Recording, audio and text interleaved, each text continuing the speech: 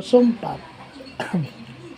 Ito yung ginagamit ng mga MMDA at saka LGU. Ito yung ginagamit, sump pump pala ang tawag dito, yung ginagamit sa dito sa Bacoor. Yung mga bahang area, yung pump ng mga binahang area, yung pala yung ginagamit nila. Kaso, yung sa MMDA, 4 lang daw yung sump pump. So, bakit natin napag-aralan to? Ito yung mga bagay na ginagamit in an actual world. Ito yung ginagamit natin, ito yung mga nakikita at ginagamit sa pang-araw-araw, lalo na ngayon, maulan. Di ba? Sump. Ibig sabihin ng sump, iniipon yung tubig and then pinapakawalan.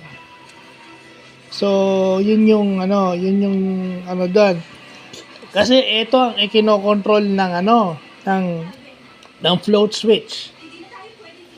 Ito yung kinokontrol ng float switch na sa mga ECE at mga electrical engineering na estudyante, ito yung kung baka sa subject, may subject silang control systems. Ito yung dun sa control systems nila.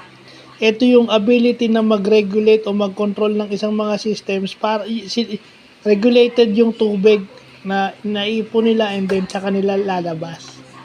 So pag nakaabot na sila dun sa full, then tsaka ilalabas, ipapump. So, sa tingin ko, ito yung mga kailangan nating malaman. Ito yung mga pinoprocure ng ating mga government agencies. Baka sinasabi nila, this is where your taxes go. So, ayan. Butit alam natin yan. Alam na natin ngayon yan. So, yun lang po.